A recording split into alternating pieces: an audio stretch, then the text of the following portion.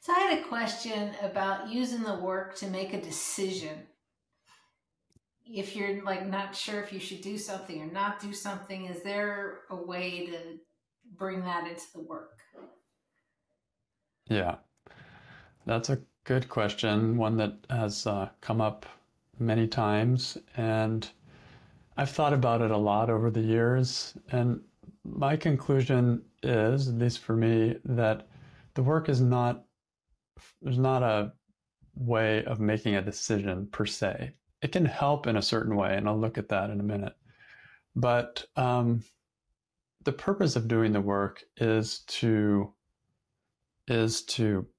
be more at peace with what is. And of course, you can do that on about anything, this side, that side of a decision. And I think what happens is if I'm coming to the work trying to make a decision, then I may be putting a kind of pressure on myself, and I may be not actually asking the questions, or how should I say it? It may not be, it just doesn't feel like that's what the work was designed for. I make decisions based it's on my common sense, on my ability to think and discriminate and act. And so I think of decision making as a kind of action. I'm going to make a decision, turn left, turn right. If I was driving a car, I would make a decision, get in that lane, get in that lane. And it's part of the world of action more than anything. I think of the work as the opposite of that. It's introspection or meditation, or just how I see the world. So what I can do in making a decision is use the work to question anything that is stressful about a situation, and look at whatever resistance I may have connected to making a decision, any fears that I may have. I can question all kinds of things around the situation where I would be making a decision. But the actual decision making, that has to come just from a spontaneous place of, I think I'm going to go this way. Or, you know what, I think I'm going to go that way. So I reserve the decision making for my normal self, like my normal me, like when I'm in action mode.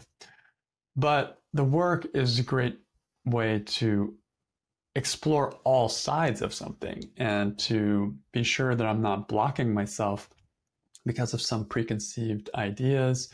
And so if I take a situation where I'm trying to make a decision and I write down all my stressful thoughts around there, then that's a really useful way of using the work, not exactly to make the decision, but to prepare the ground so that the decision making can be more clear or more easy or more stress-free.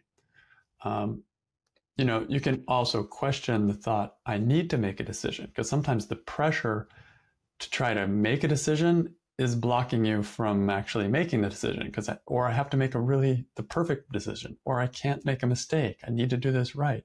These are stressful thoughts that you can question that may be getting in the way of actually making the decision. So that's my take on it, is the work is for stress. When I feel stress, what is the thought that's causing me the stress? Is it the decision making? You could say yes, but I think it's some actual beliefs about the situation that are making me feel stressed. And when I question those stressful thoughts, then I'm more free to actually make a clear decision. So anyway, that's my experience. I may not have explained it super clearly here, but that's the way that I treat the work and decision making. Well, that's very helpful. Thank you. You're welcome. Yeah. The stress is about, making the wrong decision. And that, Yeah, right. Now that's something we can take to the work. right. Right? I don't want to, if I make the wrong decision, oh my God, I don't want to make the wrong decision. Okay. Is it true? Wouldn't that be radical to question that thought? is it true? I don't want to make the wrong decision. And then turn it around. I'm willing to make the wrong decision.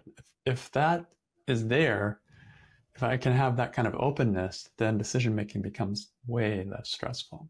So yeah, that's the preparation. But the actual decision making, I just have to put my foot forward and go where I go. Yeah.